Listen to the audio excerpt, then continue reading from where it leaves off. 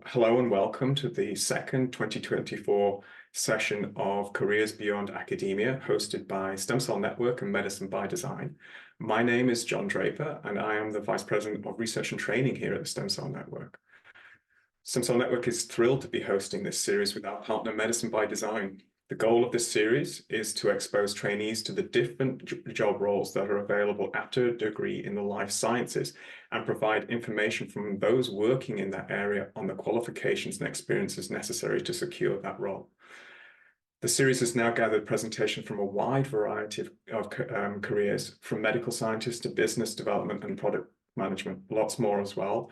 And you can check them all out on our Stem Cell Network's website and also watch the past Beyond Academia recordings on SCN's YouTube channel. This is an ongoing series, so watch out for new sessions coming out monthly throughout the year. Stem Cell Network and Medicine by Design also have other training events occurring monthly. Check out both of our websites and social media for many of the other opportunities that we offer throughout the year, including workshops, seminars, and symposium. And don't forget to sign up for our newsletters to be notified of upcoming events. Links to sign up are provided on our websites. So with that, I would like to introduce our first speaker, Dr. John Preece. So with a bit of an intro, John's bio here. John is a life scientist specialist for the City of Toronto's Sectors Development Office. This is a wide-ranging autonomous role focused on helping companies and the broader life sciences ecosystem grow and thrive. Since the municipal government has limited jurisdiction in this sector, most of his work involves connecting companies to resources and potential collaborators, identifying useful actions within the municipality's scope, and working across all orders of government on job priorities. Prior to this role, John was a science diplomat for the UK government with responsibility for Ontario, Manitoba, and Saskatchewan. His role centered around advancing British scientific interests in Canada, principally focusing fostering international research collaborations in strategic areas, supporting international commercialization efforts. John holds an MSci in chemistry and a PhD in chemical engineering from the University of Birmingham in the UK. Before joining the public service, he lectured in chemistry at Ua Women's University in the Republic of Korea. John, it's over to you. Please start sharing the screen and provide your presentation. Okay, thank you for the introduction.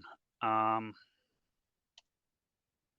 going to rely on staff to tell me if you can't see the presentation for whatever reason. And I'll get started.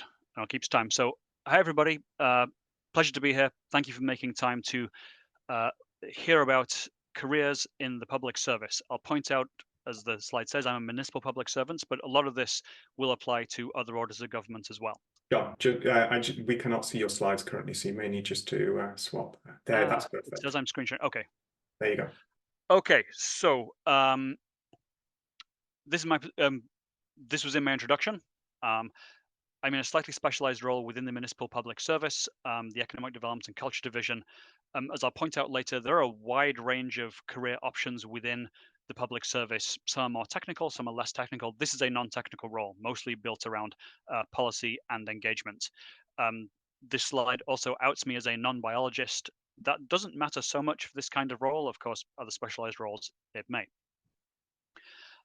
What I've been doing since I got my PhD, small amount of lecturing, and as John mentioned in my introduction, I moved to Toronto in 2010 as a science diplomat for the British government's diplomatic outpost right here, and then moved to the municipal government in 2016, and that's what I've been doing since then. Probably what you're interested in is how what a public servant looks like for somebody who has a scientific background. For the more policy and more non-specialized, I suppose, higher responsibility roles, broadly speaking, any post-secondary education is fine. A lot of roles will ask for things like a policy or public administration background, but if you have a scientific background, there's an awful lot you can bring to a role in terms of research, and particularly parsing research there's a lot you can bring in terms of problem solving, um, and simply in terms of just general scientific knowledge. Uh, this really came to the forefront during the municipal response to COVID-19 when we had to do a lot of parsing of what was coming out of various public health research agencies. Salaries are, they're kind of okay, kind of the sort of comparable to what you would earn on the lower end in the private sector for a comparable kind of role. Uh, the public service, as you probably know, is vast, and this salary range that I've quoted here is for the more professionalized non-people leader roles. If you're a manager, people leader, wages tend to be a bit higher. If you're in the union, and about 85% of the municipal public service is unionized, it varies a lot with role, but with the union, you generally have to start at the bottom and work your way up. Whereas non-union roles, you can just jump in straight at the straight to senior level. Benefits are okay, sort of on par with what you'll get in the private sector. Vacation is not. Vacation allowance is about 3 weeks, which is about half of what you would get in a comparable role in, say, the European public service. Um, as again, as the introduction said, this is a very narrow, specialized, autonomous role. It's effectively up to me to figure out what the life sciences sector needs and what the city can do about it. There's a lot going on there, and one of the reasons the role is interesting is because virtually nobody else in my entire division has a scientific background, and so anything I say, they're effectively going to take at face value. If I say, okay, the life sciences sector needs this, they'll be like, fine, you're the expert. We'll go ahead and do that, or attempt to do that, or see if we can persuade city council to do that, or something along those lines. So while you have a lot of freedom to shape the role based on your own knowledge and skills and experience, you don't really have anybody above you to say actually that's wrong. Um, you have to be relatively confident that you're going down the right road. You're applying your limited resources in the right way. So ups and downs there. So I'm just going to bend over my camera because I can't see my own slides. In terms of key skills, probably none of this I think will be a surprise. Um, the interesting again, you have to be able to work within a large organization. Most public service organizations they're very large employers, very large bureaucracies, very slow moving, a lot of competing interests, and certainly in Toronto, the various divisions within the municipal civil service they're relatively autonomous. They do their own thing. Yes, they report to and take direction from city council, um, but divisions don't really have the power to persuade other divisions to do things. So you do end up working in silos occasionally. And again, if you're very big on cross divisional collaboration, that's something you're going to have to get around. We can go some more into what it's like working in the public service following the presentation if you're interested. And as for other careers, again, there's a wide range of stuff available. Typically, where you would go from this is and the role is very relationship based, and so you could go into or move along anywhere along that partnerships, commercialization, liaison type of career. Okay, so what I normally do, again, it depends a bit on what priorities you're working on in any given year. Most of the role, as I said earlier, is relationship building. Go meet companies, go meet academics, people working in hospitals, people working commercialization, figure out what's going on with them, figure out what they need, figure out how, again, what levers we may be able to apply to help them try to do whatever it is they're trying to do. At least how I've approached this role, I'm only effective if I have a solid professional network and I know what's going on in the network. And when you meet somebody, you can immediately figure out, well, who can I connect them to? What resources are there available? And that only works if all those relationships are already built and are available. There's a slide at the end where I'll talk about what I'm doing this year for a bit of a deeper dive in that. But it's a lot of relationship building and then a lot of figuring out what is the municipality going to do to help the life sciences sector, and then trying to bring that into reality, whether that's a policy change, whether that's persuading the city to fund something or defund something more rarely, whether it's just contributing to reports, contributing to other divisions' work. That really, yeah, depends on strategic priorities at the time.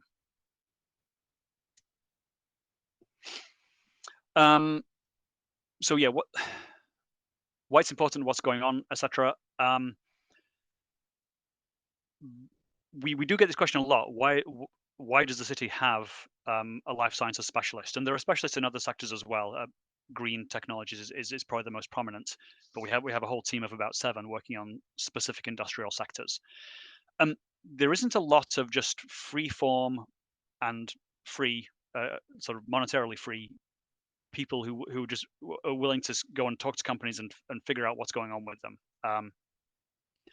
Most companies I work with, well, first of all, I say I had no idea the city did this, and then they say, well, this is it's kind of useful because it's somebody else who has a bunch of wide-ranging citywide knowledge about the sector and about what the sector needs and about the typical trajectories of companies, what resources and supports they tend to access. We're effectively a specialized and generalized service at the same time, if that makes sense.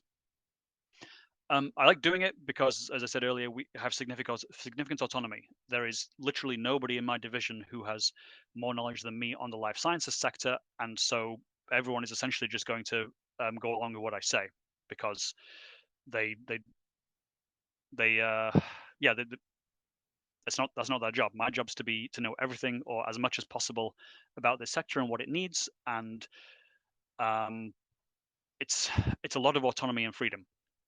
It's interesting to go very deep on one specific area. A lot of public servants are generalists in that they'll be tasked with a specific policy area across the entirety of the city, and you have to try and have to be all things to all people. I'm more interested in going very narrow and deep on specific areas where the city can help, or even in specific technology areas, like regenerative medicine. Again, the main challenges are, so in the main show, city doesn't have a lot of jurisdiction in the health sciences. We don't, we're not the regulator. We don't approve drugs. We don't approve clinical trials. We don't have venture funding. We have a very limited ability to affect private sector operations. We aren't, generally speaking, we're not allowed to give money to private sector companies. And there isn't a lot of resource aside from me to actually deliver any of this work.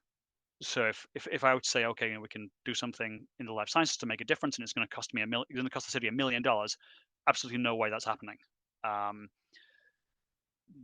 My division's taken like a double-digit budget cut every year since about 2020.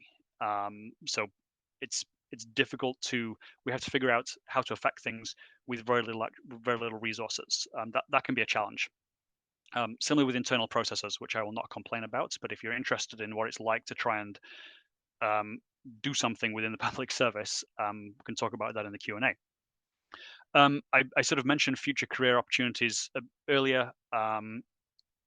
Generally speaking, within the municipal public service, my level is about as high as you can go without being a manager. There are some higher grade roles, but if you want to advance either in terms of salary or responsibility, broadly speaking, you're going to end up being a manager and then a director and then a general manager or an executive director or something like that.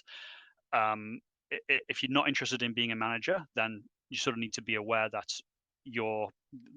there's a limit to how high you can rise, and then you would look to transfer into another division, transfer to another order of government, drop out into the private sector, go into government liaison work. That happens as well. Keeping an eye on the time. So career planning advice. Yeah, again, happy to talk some more about this. And also as well, happy to talk after the presentation as well. If you have questions that don't get addressed, the organizers have got my email address. Happy to deal with things over email. You can message me on LinkedIn. I use it quite infrequently though, so I can't guarantee I'll reply quickly. Really, the main thing from a public service standpoint is if you really enjoy doing bench science, going into the lab and doing things, obviously, unless you take a technical role with someone like Toronto Water or Toronto Public Health, you're going to be out of bench science and into policy or engagement liaison work like I'm doing, and it's difficult to go back. Even if you stay up to date with research, papers and things like that, and developments in the field, of course, your actual lab skills are atrophying. So that's I think the main thing to be aware of. Similarly, it's difficult to affect change, meaningful change within the public service. You are going to be an expert in your field and wield a lot of knowledge and influence. But politics is politics, and you aren't always going to be able to say, well, it's clear we should do this and then have it done. There's always going to be other things, that other priorities the city has, competing interests, competing resources. So be wary about going into the public service thinking that it's going to be easy to make a difference. Often it isn't. And keep in mind, we have an Urban Fellows program. If you're graduating from a master's or PhD program, you will be eligible. Again, applications open soon, I think. This is a quick example of something we've been prioritizing, the critical shortage of wet laboratory space. If you've worked for a private sector company or done a co-op or something like that, you'll know that pretty much as soon as you start to outgrow your incubator space in Mars or the lab space you've managed to cobble together in like a UHM basement or something, there is nowhere for you to move. Well, once you do your like an angel round or an initial round of funding, you say, okay, we've got 3 months to find a new lab space and go and get our IND or whatever. You'll find the vacancy rate, sorry, has been like 0.1% for the past few years. Huge bottleneck in our life sciences sector, and so something that we as a city want to prioritize so that we can support our sector. But of course, what can the city actually do here? We aren't going to drop $20 million into a new lab building. So I have been doing a lot of work to figure out, well, what levers does the municipality have here? What can we leverage? What can't we leverage? Can we do things on zoning? Can we do things on land use? What are the parameters for the municipality actually putting money into something like the McMaster Innovation Park project that was given municipal funding? How did they do that? So yeah, this is a piece of work that we're prioritizing this year. Good example of something. Good example of sort of my role in a microcosm. Figure out something that is holding the sector back. Figure out what the municipality can do about it. Figure out what partners we need, what's possible, what's not possible, and then what we'll be doing this year is trying to start taking those recommendations through to city council, through to other parts of the municipal government, through to private or public sector partners to actually implement something. Okay, I'll pause there. Thank you. Thank you very much, John. Really appreciate that. It was a great talk, overview. So for our second presentation, I'd like to welcome Kori St-Cyr. Kori is currently Director of Policy and Government Relations at the Natural Sciences Engineering Research Council of Canada, also known as NSERC. In this role, Kori provides leadership to the agency's international strategic policy and government affairs activities. Prior to this role, Kori served as Senior Policy Advisor to NSERC's Vice President, Research Grants and Scholarships. Before joining NSERC in 2020, Kori served as Acting Manager in Science Policy and Science Advisor in Science Strategy. I'm sorry, and Senior Advisor in Science Strategy at the Canadian Institutes of Health Research. Previously, as a research associate with the Council of Canadian Academies, Kori worked with multidisciplinary panels of experts to develop science evidence-based reports informing public policy development in Canada. Kori holds a BSc in biochemistry from Trent University, an MSc Applied in Biotechnology from McGill University, and a professional certificate in knowledge management from the University of Ottawa. Kori, please take it away. Thank you. Thank you, John. Could you see my my slides? I can see. Yeah, it's in that's presentation mode. That's perfect. Yeah. Perfect. Okay, excellent. Okay, well, thank you so much, and it's absolutely a pleasure to be here today, connecting with the next generation of leaders, both within and beyond the research enterprise. As mentioned, my name is Kori St-Cyr, and I'm the Director of Policy and Government Relations at the Natural Sciences and Engineering Research Council of Canada.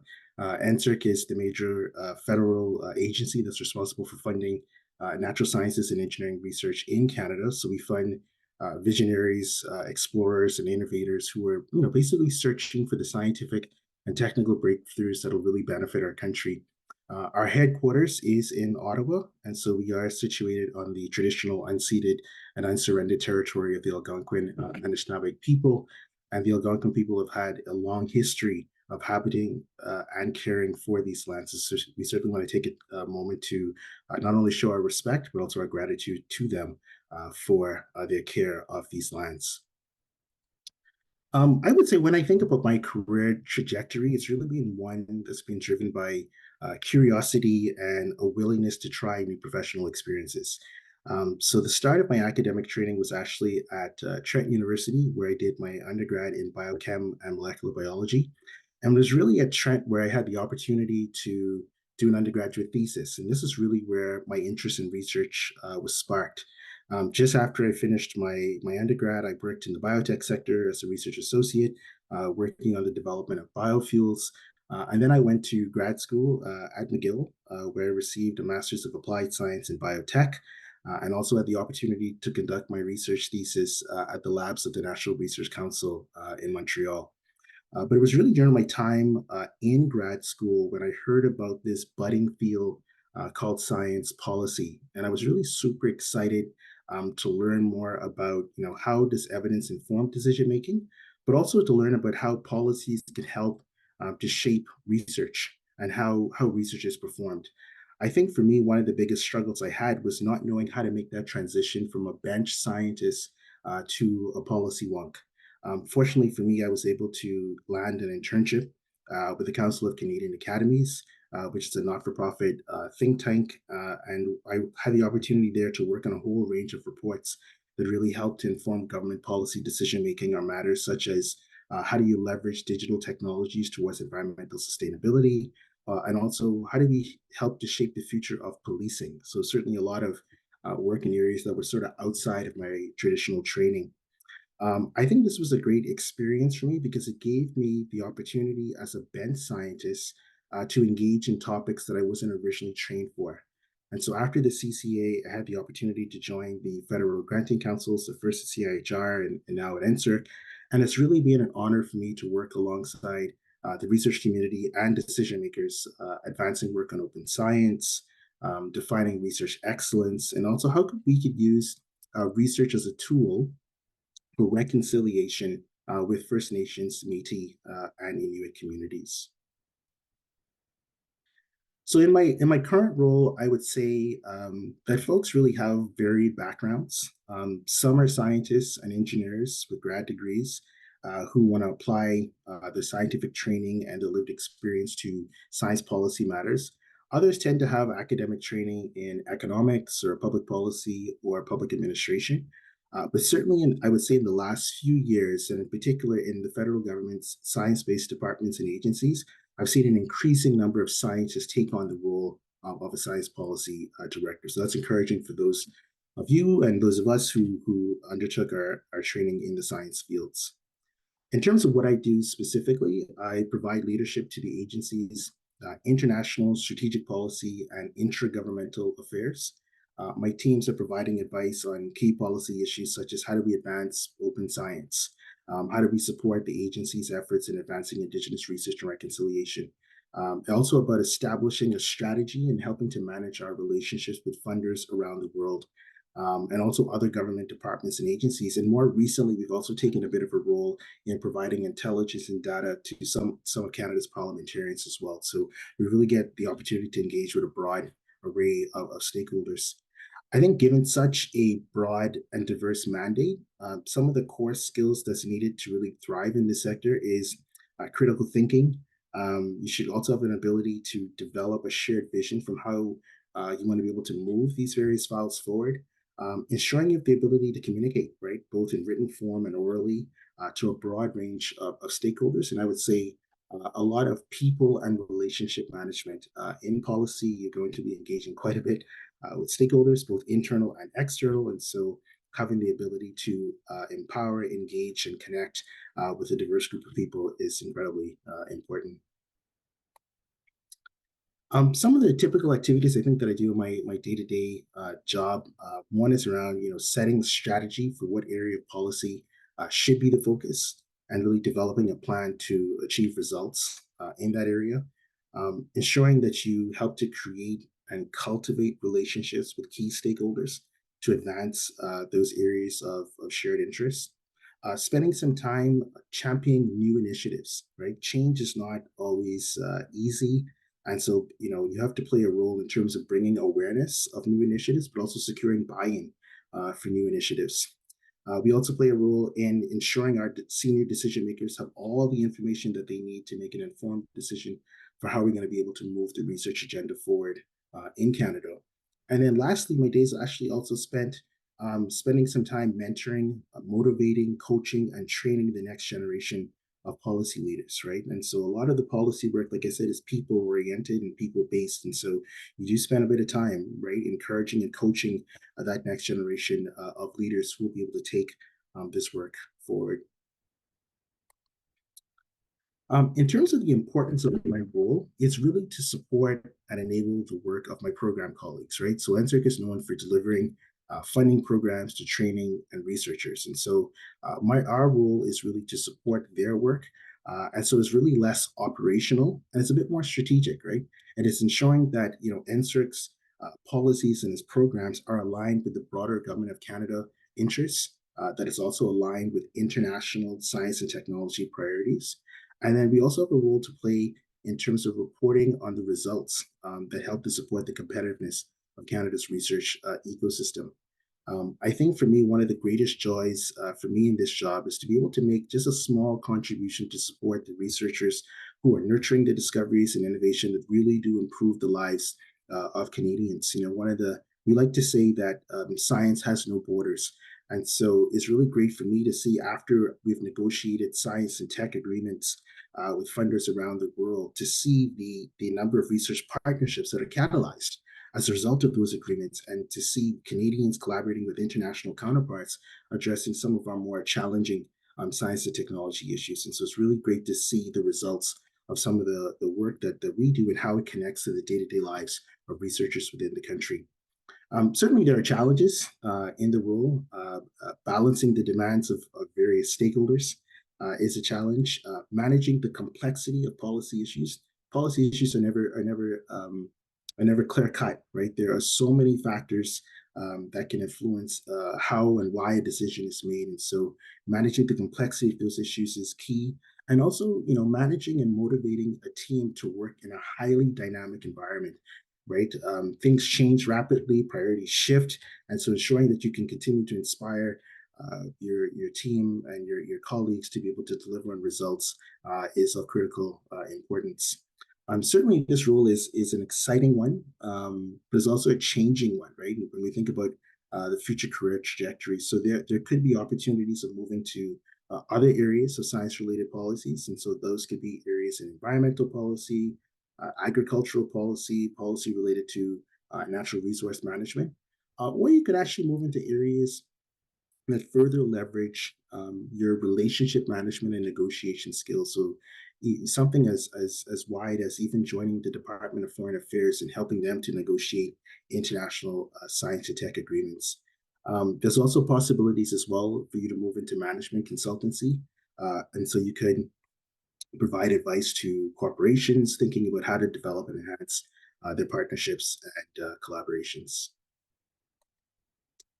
So in terms of career planning advice, I would sort of sum it up in two areas. One would certainly encourage you to, seek opportunities to build relevant skills, whether that's through internships. Like I said, I landed an internship with the Council of Canadian Academies, or volunteering at events, such as the Canadian Science Policy Conference. I did that just when I got out of grad school. And that was actually the first place where I got a chance to actually recruit and manage a team, right? And that was experience that was incredibly valuable for me later in my career. And that's something that you'll necessarily get when you first join the workforce. And so if there can be opportunities for leadership, in particularly those volunteer settings, certainly take advantage of them. Also stay current with new skills. As a policy strategist, one of the skills that we're thinking about a lot now is, how could you build skills in things like disruptive technologies such as artificial intelligence, and how do you apply them in a policy setting? Secondly, I would say hone in on telling your story, right?